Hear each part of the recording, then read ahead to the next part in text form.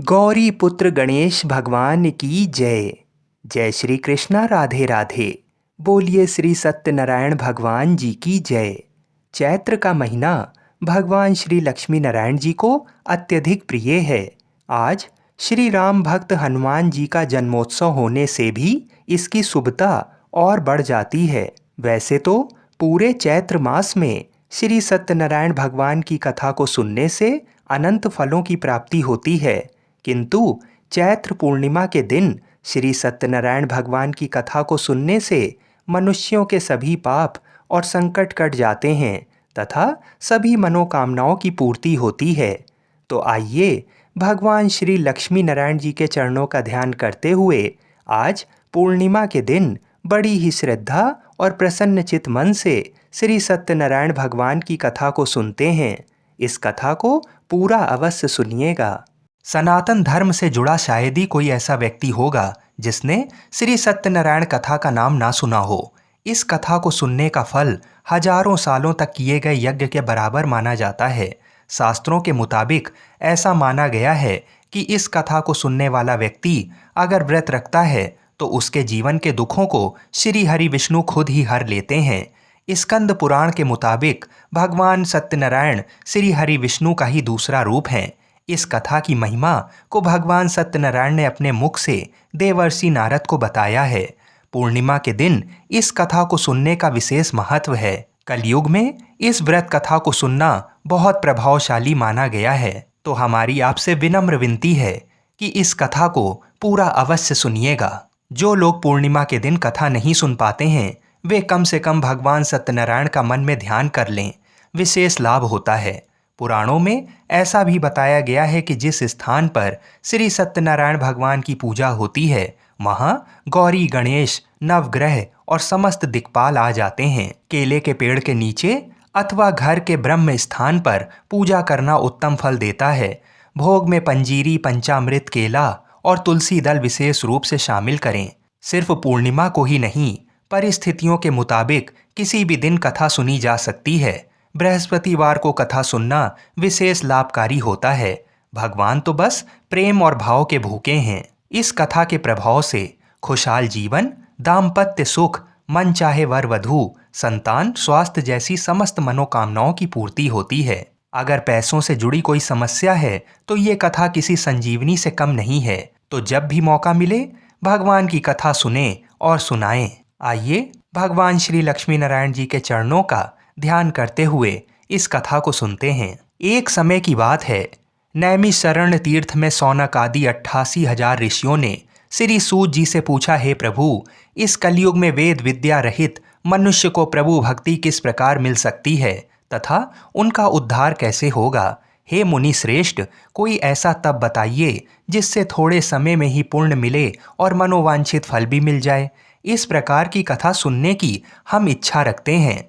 सर्वशास्त्रों के ज्ञाता सूत जी बोले, हे वैष्णवों में पूज्य, आप सभी ने प्राणियों के हित की बात पूछी है, इसलिए मैं एक ऐसे श्रेष्ठ व्रत को आप लोगों को बताऊंगा जिसे नारद जी ने लक्ष्मी नारायण जी से पूछा था और लक्ष्मीपति ने मुनि श्रेष्ठ नारद जी से कहा था, आप सब इसे ध्यान से सुनिए। एक समय की बात है, योगी राज नारद जी दूसरों के हित की इच्छा लिए अनेकों लोकों में घूमते हुए मृत्यु लोक में आ पहुंचे। यहाँ उन्होंने अनेक योनियों में जन्मे प्राय सभी मनुष्यों को अपने कर्मों द्वारा अनेकों दुखों से पीड़ित देखा। उनका दुख देख नारद जी सोचने लगे कि कैसा यत्न किया जाए जिसके करने से निश्चित रूप से मानव के दुखों का अंत हो जाए। इसी प्रकार पर मनन करते हुए वह विष्णु लोक में गए। वहाँ वह देवों के ईश नारायण की स्तुति करने लगे, जिनके हाथों में शंख, चक्र, गदा और पद्म थे। गले में वरमाला पहने हुए थे। स्तुति करते हुए नारद जी बोले, हे भगवान, आप अत्यंत शक्ति से संपन्न हैं। मन तथा वाणी भी आपको नहीं पा सकती। आपका आदि, मध्य तथा अंत नहीं है। निर्गुण स्वरूप सृष्टि के कारण भक्तों के दुख को दूर करने वाले हैं। आपको मेरा नमस्कार है। नारद जी की स्तुति सुन विष्णु भगवान बोले, हे मुनि श्रेष्ठ, आपके मन में क्या बात है? आप किस काम के लिए पधारे हैं? उसे निसंकोच कहो। इस पर नारद मुनि बोले कि मृत्यु लोक में अनेक योनियों में जन्मे मनुष्य अपने कर्मों के द्वारा अनेकों दुख से दुखी हो रहे हैं। हे नाथ, आप मुझ पर दया रखते हैं तो बताइए कि वो मनुष्य थोड़े प्रयास से ही अपने दुखों से कैसे छुटकारा पा सकते हैं। तब श्री हरि बोले, हे नारद, मनुष्यों की भलाई के लिए तुमने बहुत अच्छी बात पूछी है। जिसके करने से मनुष्य मोह से छूट जाता है, वह बात मैं कहता हूँ, उसे ध्यानपूर्वक सुनो। स्वर्गलोक व मृत्युलोक दोनों में एक दुर्लभ उत्तम व्रत है जो पुण्य देने वाला है। आज प्रेमवश होकर मैं उसे तुमसे कहता हूँ। श्री सत्यनारायण भगवान का ये व्रत अच्छी तरह विधान पूर्वक करके मनुष्य तुरंत ही यहाँ सुख भोग कर मरने पर मोक्ष पाता है। श्री हरि के वचन सुन नारद जी बोले कि उस व्रत का फल क्या है और उसका विधान क्या है, ये व्रत किसने किया था, इस व्रत को किस दिन करना चाहिए, सभी कुछ विस्तार से बताइए। नारद जी की बात सुनकर श्री हरि बोले, दुख व शोक को दूर करने वाला, ये सभी स्थानों पर विजय दिलाने वाला है। मानव को भक्ति व श्रद्धा के साथ शाम को श्री सत्यनारायण की पूजा धर्मपरायण होकर ब्राह्मणों व बंधुओं के साथ करनी चाहिए। भक्ति भाव से ही नैवेद्य, केले का फल, घी, दूध और गेहूं का आटा सवाया लें। गेहूं के स्थान पर साठी का आटा, शक्कर तथा गुड़ लेकर वह सभी भक्षण योग्य पदार्थों को मिलाकर भगवान का भोग लगाएं। ब्राह्मणों सहित बंधु बांधवों को भी भोजन कराएं। उसके बाद स्वयं भोजन करें। भजन कीर्तन के साथ भगवान की भक्ति में लीन हो जाएं। इस तरह से सत्यनारायण भगवान का ये व्रत करने पर मनुष्य की सारी इच्छाएं निश्चित रूप से पूरी होती हैं। इस कलिकाल अर्थात कलयुग में मृत्यु लोक में मोक्ष का यही एक सरल उपाय बताया गया है। इस प्रकार से श्री सत्यनारायण व्रत कथा का प्रथम अध्याय संपूर्ण हुआ। आप लोग बड़ी श्रद्धा और प्रेम से बोलिए, श्रीमन नारायण नारायण हरि हरि, भजमन नारायण नारायण हरि हरि। बोलिए श्री सत्यनारायण भगवान की जय। मित्रों, अब दूसरा अध्याय सुनिए। सूत जी बोले, हे ऋषियों, जिसने पहले समय में इस व्रत को किया था उसका इतिहास कहता हूँ, इसे ध्यान से सुनो। सुंदर काशीपुरी नगरी में एक अत्यंत निर्धन ब्राह्मण रहता था। भूख प्यास से परेशान वह धरती पर घूमता रहता था। ब्राह्मणों से प्रेम करने वाले भगवान ने एक दिन ब्राह्मण का वेश धारण कर उसके पास जाकर पूछा, हे विप्र, नित्य दुखी होकर तुम पृथ्वी पर क्यों घूमते हो? दीन ब्राह्मण बोला, मैं निर्धन ब्राह्मण हूँ, भिक्षा के लिए धरती पर घूमता हूँ। हे भगवान, यदि आप इसका कोई उपाय जानते हो तो बताइए। वृद्ध ब्राह्मण कहता है कि सत्यनारायण भगवान मनोवांछित फल देने वाले हैं, इसलिए तुम उनका पूजन करो। इसे करने से मनुष्य सभी दुखों से मुक्त हो जाता है। वृद्ध ब्राह्मण बनकर आए सत्यनारायण भगवान उस निर्धन ब्राह्मण को व्रत का सारा विधान बताकर अंतर्ध्यान हो गए। ब्राह्मण मन ही मन सोचने लगा कि जिस व्रत को वृद्ध ब्राह्मण करने को कह गया है, मैं उसे जरूर करूँगा। ये निश्चय करने के बाद उसे रात में नींद नहीं आई। वह सवेरे उठकर सत्यनारायण भगवान के व्रत का निश्चय कर भिक्षा के लिए चला गया। उस दिन निर्धन ब्राह्मण को भिक्षा में बहुत धन मिला, जिससे उसने बंधु बांधवों के साथ मिलकर श्री सत्यनारायण भगवान का व्रत संपन्न किया। भगवान सत्यनारायण का व्रत संपन्न करने के बाद वह निर्धन ब्राह्मण सभी दुखों से छूट गया और अनेक प्रकार की संपत्तियों से युक्त हो गया। उसी समय से ये ब्राह्मण हर माह इस व्रत को करने लगा। इस तरह से सत्यनारायण भगवान के व्रत को जो मनुष्य करेगा वह सभी प्रकार के पापों से छूटकर मोक्ष को प्राप्त होगा। जो मनुष्य इस व्रत को करेगा वह भी दुखों से मुक्त हो जाएगा। सूत जी बोले कि इस तरह से नारद जी से नारायण जी का कहा हुआ श्री सत्यनारायण व्रत को मैंने तुमसे कहा। हे विप्रो, मैं अब और क्या कहूँ? ऋषि बोले, हे मुनिवर, संसार में उस विप्र से सुनकर और किस किस ने व्रत को किया, हम सब इस बात को सुनना चाहते हैं। इसके लिए हमारे मन में श्रद्धा का भाव है।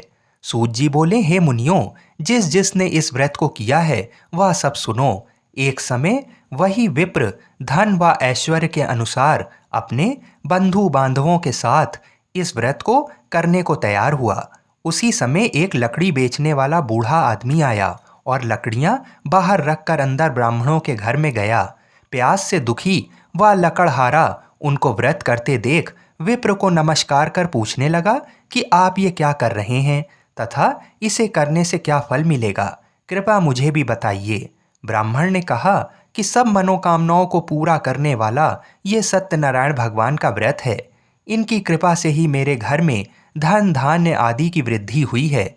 विप्र से सत्यनारायण व्रत के बारे में जानकर लकड़हारा बहुत प्रसन्न हुआ।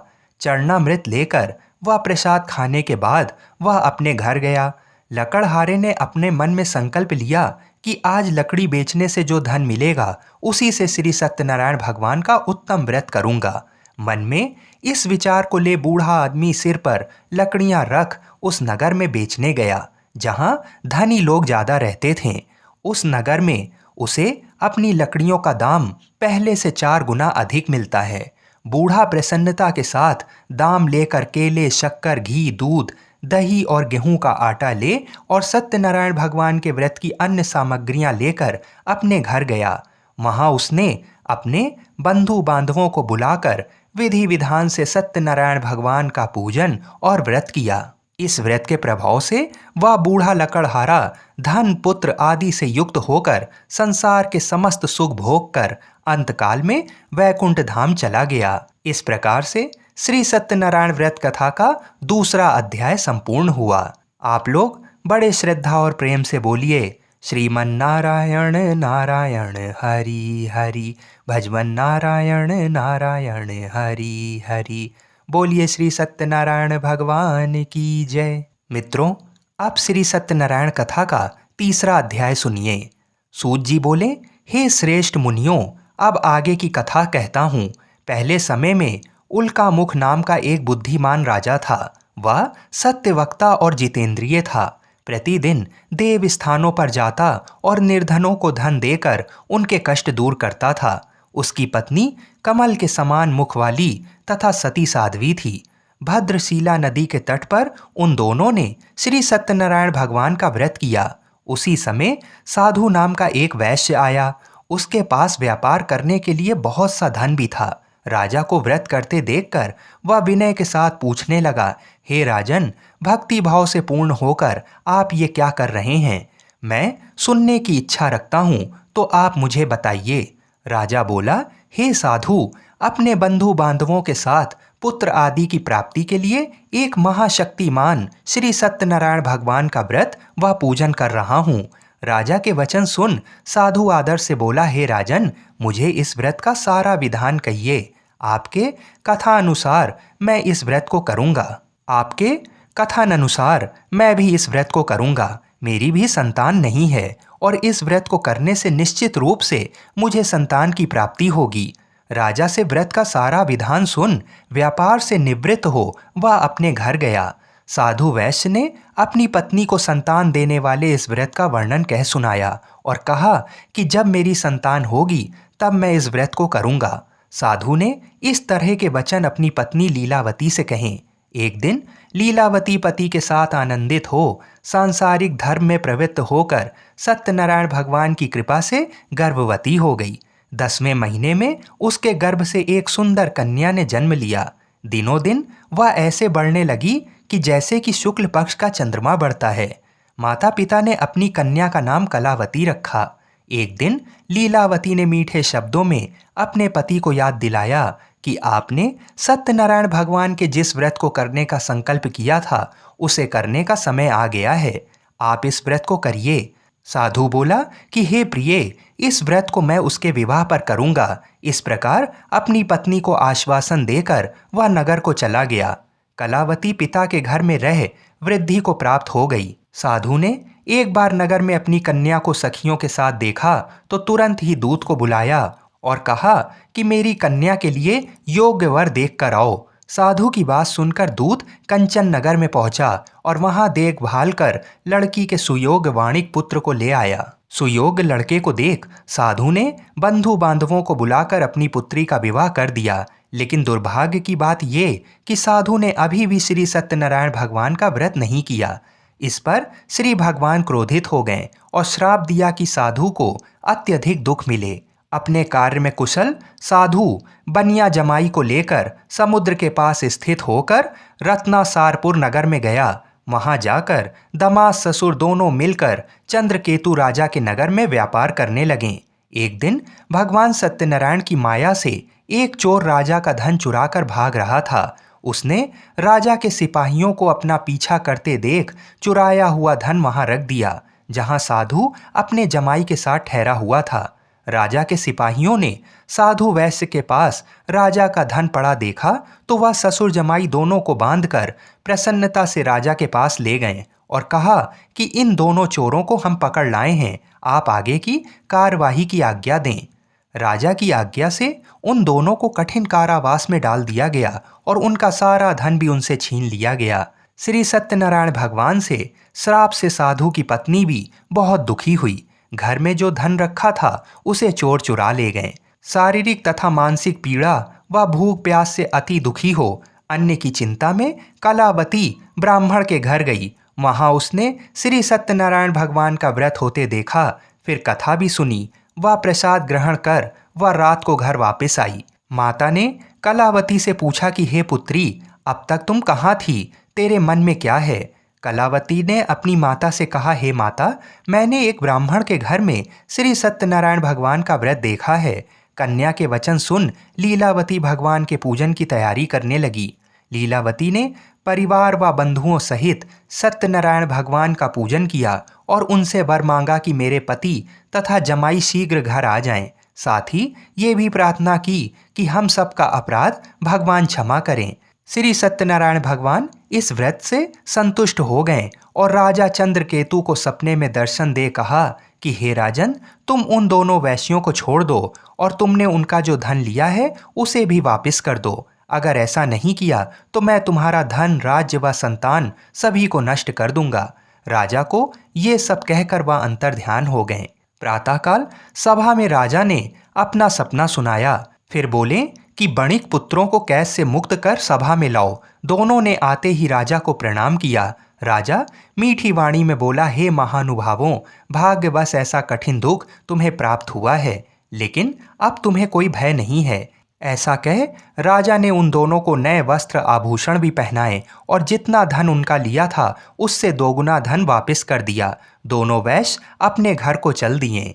इस प्रकार से श्री सत्यनारायण भगवान व्रत कथा का तीसरा अध्याय यहीं पर संपूर्ण हुआ। बड़े ही श्रद्धा और प्रेम से बोलिए, श्रीमन्नारायण नारायण हरि हरि, भजमन नारायण नारायण हरि हरि। बोलिए श्री सत्यनारायण भगवान की जय। मित्रों, आइए अब श्री सत्यनारायण भगवान की कथा का चौथा अध्याय सुनते हैं। सूत जी बोले, वैश्य ने मंगलाचार कर अपनी यात्रा आरंभ की और अपने नगर की ओर चल दिए। उनकी थोड़ी दूर जाने पर एक दंडी वेशधारी श्री सत्यनारायण ने उनसे पूछा, हे साधु, तेरी नाव में क्या है? अभिवाणी वणिक हंसता हुआ बोला, हे दंडी, आप क्यों पूछते हो? क्या धन लेने की इच्छा है? मेरी नाव में तो बेल व पत्ते भरे हुए हैं। वैश्य के कठोर वचन सुन भगवान बोले, तुम्हारे वचन सत्य हों।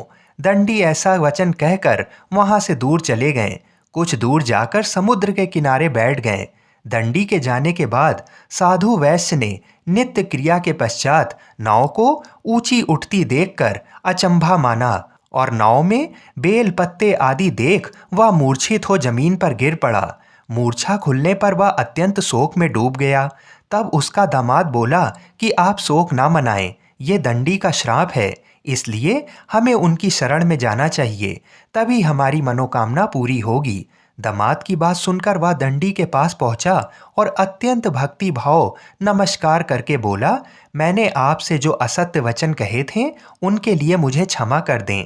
ऐसा कहकर महान शोकातुर हो रोने लगा। तब दंडी भगवान बोले, हे वणिक पुत्र, मेरी आज्ञा से बार बार तुम्हें दुख प्राप्त हुआ है। तू मेरी पूजा से विमुख हुआ। साधु बोला, हे भगवान, आपकी माया से ब्रह्मा आदि देवता भी आपके रूप को नहीं जानते, तब मैं अज्ञानी कैसे जान सकता हूँ? आप प्रसन्न होइए। अब मैं सामर्थ्य के अनुसार आपकी पूजा करूँगा। मेरी रक्षा करो और पहले के समान नौका में धन भर दो। साधु वैश्य के भक्ति पूर्वक वचन सुनकर भगवान प्रसन्न हो गए और उसकी इच्छा अनुसार वरदान देकर अंतर्ध्यान हो गए। ससुर जमाई जब नाव पर आए तो नाव धन से भरी हुई थी। फिर वही अपने अन्य साथियों के साथ सत्यनारायण भगवान का पूजन कर अपने नगर को चल दिए। जब नगर के नजदीक पहुंचे तो दूत को घर पर खबर करने के लिए भेज दिया। दूत साधु की पत्नी को प्रणाम कर कहता है कि मालिक अपने दामाद सहित नगर के निकट आ गए हैं। दूत की बात सुन साधु की पत्नी लीलावती ने बड़े हर्ष के साथ सत्यनारायण भगवान का पूजन कर अपनी पुत्री कलावती से कहा कि मैं अपने पति के दर्शन को जाती हूँ, तू कार्य पूर्ण कर शीघ्र आ जा। माता के ऐसे वचन सुन कलावती जल्दी से प्रसाद छोड़ अपने पति के पास चली गई। प्रसाद की अवज्ञा के कारण श्री सत्यनारायण भगवान रुष्ट हो गए और नाव सहित उसके पति को पानी में डुबो दिया। कलावती अपने पति को वहां ना पाकर रोती हुई जमीन पर गिर गई। नौका को डूबा हुआ देख वह कन्या को रोता हुआ देख साधु दुखी होकर बोला कि हे प्रभु, मुझसे तथा मेरे परिवार से जो भूल हुई है उसे क्षमा करें। साधु के दीन वचन सुनकर श्री सत्यनारायण भगवान प्रसन्न हो गए और आकाशवाणी हुई, हे साधु, तेरी कन्या मेरे प्रसाद को छोड़कर आई है, इसलिए उसका पति अदृश्य हो गया है। यदि वह घर जाकर प्रसाद खाकर लौटती है तो इसे इसका पति अवश्य मिलेगा। ऐसी आकाशवाणी सुन कलावती घर पहुंचकर प्रसाद खाती है और फिर आकर अपने पति के दर्शन करती है। इसके बाद साधु अपने बंधु बांधवों सहित श्री सत्यनारायण भगवान का विधि विधान से पूजन करता है। इस लोक का सुख भोग व अंत में स्वर्ग जाता है। इस प्रकार से श्री सत्यनारायण भगवान व्रत कथा का चतुर्थ अध्याय संपूर्ण हुआ। बड़े ही श्रद्धा और प्रेम से बोलिए, श्रीमन्नारायण नारायण हरि हरि, भजमन नारायण नारायण हरि हरि। बोलिए श्री सत्यनारायण भगवान की जय। आइए अब श्री सत्यनारायण भगवान की कथा का 5वां अध्याय सुनते हैं। सूत जी बोले, हे ऋषियों, मैं और भी एक कथा सुनाता हूँ, उसे भी ध्यानपूर्वक सुनो। प्रजापालन में लीन तुंगध्वज नाम का एक राजा था। उसने भी भगवान का प्रसाद त्याग कर बहुत ही दुख सहन किया। एक बार वन में जाकर वन्य पशुओं को मारकर वह बड़ के पेड़ के नीचे आया। वहां उसने ग्वालों को भक्ति भाव से अपने बंधुओं सहित सत्यनारायण भगवान का पूजन करते देखा। अभिमानवश राजा ने उन्हें देखकर भी पूजा स्थान में नहीं गया और ना ही उसने भगवान को नमस्कार किया। ग्वालों ने राजा को प्रसाद दिया, लेकिन उसने वह प्रसाद नहीं खाया और प्रसाद को वहीं छोड़ वह अपने नगर को चला गया। जब वह नगर में पहुंचा तो वहां सब कुछ तहस नहस हुआ पाया तो वह शीघ्र ही समझ गया कि ये सब भगवान ने ही किया है। वह दोबारा ग्वालों के पास पहुंचा और विधि पूर्वक पूजा करके प्रसाद खाया तो श्री सत्यनारायण भगवान की कृपा से सब कुछ पहले जैसा हो गया। दीर्घ काल तक सुख भोगने के बाद मरणोपरांत उसे स्वर्गलोक की प्राप्ति हुई। जो मनुष्य परम दुर्लभ इस व्रत को करेगा तो भगवान सत्यनारायण की अनुकंपा से उसे धन धान्य की प्राप्ति होगी। निर्धन धनी हो जाता है और भय मुक्त हो जीवन जीता है। संतानहीन मनुष्य को संतान सुख मिलता है और सारे मनोरथ पूर्ण होने पर मानव अंतकाल में वैकुंठ धाम को जाता है। सूत जी बोले, जिन्होंने पहले इस व्रत को किया है अब उनके दूसरे जन्म की कथा कहता हूँ। वृद्ध सतानंद ब्राह्मण ने सुदामा का जन्म लेकर मोक्ष की प्राप्ति की। लकड़हारे ने अगले जन्म में निषाद बनकर मोक्ष प्राप्त किया। उल्का मुख नाम का राजा दशरथ होकर वैकुंठ को गए। साधु नाम के वैश्य ने मोर ध्वज बनकर अपने पुत्र को आरे से चीरकर मोक्ष पाया। महाराज तुंगध्वज ने स्वयंभू होकर भगवान में भक्ति युक्त हो कर्म कर मोक्ष पाया। इस प्रकार से श्री सत्यनारायण व्रत कथा का 5वां अध्याय संपूर्ण हुआ। बड़े ही श्रद्धा और प्रेम से बोलिए, श्रीमन्नारायण नारायण हरि हरि, भजमन नारायण नारायण हरि हरि। बोलिए श्री सत्यनारायण भगवान की जय। आइए अब श्री सत्यनारायण भगवान की आरती सुनते हैं। जय श्री लक्ष्मी रमणा, स्वामी जय लक्ष्मी रमणा, सत्यनारायण स्वामी, सत्यनारायण स्वामी, जनपातक हरणा। ओम जय लक्ष्मी रमणा, रत्न जड़ित सिंहासन अद्भुत छवि राजे। स्वामी अद्भुत छवि राजे। नाद करद निरंतर, नाद करद निरंतर घंटा ध्वनि बाजे। ओम जय लक्ष्मी रमणा। प्रगट भये कलि कारण, द्विज को दर्श दियो। स्वामी द्विज को दर्श दियो। बूढ़ा ब्राह्मण बन के, बूढ़ा ब्राह्मण बन के कंचन महल कियो। ओम जय लक्ष्मी रमणा। दुर्बल भील कराल जिन पर कृपा करी। स्वामी जिन पर कृपा करी। चंद्रचूर्ण इक राजा, चंद्रचूर्ण इक राजा तिनकी विपत हरी। ओम जय लक्ष्मी रमणा। वैश्य मनोरथ पायो श्रद्धा तज दीनी। स्वामी श्रद्धा तज दीनी। सो फल भोग्यो प्रभु जी, सो फल भोग्यो प्रभु जी फेर स्तुति कीन्ही। ओम जय लक्ष्मी रमणा। भाव भक्ति के कारण छिन छिन रूप धरियो। स्वामी छिन छिन रूप धरियो। श्रद्धा धारण कीनी, श्रद्धा धारण कीनी जन को काज सरियो। ओम जय लक्ष्मी रमणा। ग्वाल बाल संग राजा बन में भक्ति करी। स्वामी बन में भक्ति करी। मन वांछित फल दीना, मन वांछित फल दीना दीन दयाल हरि। ओम जय लक्ष्मी रमणा। चढ़त प्रसाद सवाया कदली फल मेवा। स्वामी कदली फल मेवा। धूप दीप तुलसी से, धूप दीप तुलसी से राजी सतदेवा। ओम जय लक्ष्मी रमणा।